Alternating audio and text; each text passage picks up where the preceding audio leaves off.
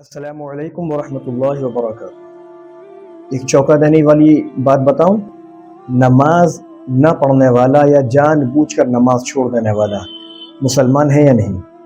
دیکھیے، حدیث شریف میں آیا ہے، رسول اللہ صلی اللہ علیہ وسلم نے ارشاد فرمایا، من ترک صلاۃ متعمدا فقد کفر، کہ جس نے جان بوجھ کر نماز چھوڑی، من ترک صلاۃ متعمدا، جس نے قصدن نماز چھوڑی، فقد کفر، اس نے کفر کیا۔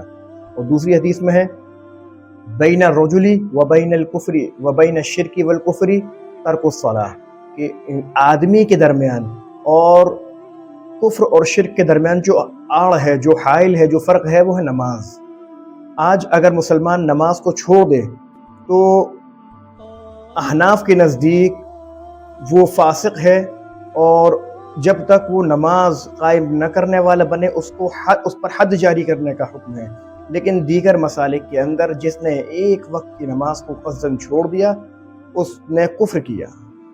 تو اس سے یہ معلوم ہوتا ہے کہ نماز کتنا اہم فریضہ ہے، جس سے ہم لوگ غافل ہیں کہ ایک اسلام کے اور کفر کے درمیان جو فرق ہے وہ نماز ہے۔ اللہ تبارک و تعالی ہم سب کو 5 وقتہ نمازی بنا دے۔ السلام علیکم ورحمۃ اللہ وبرکاتہ۔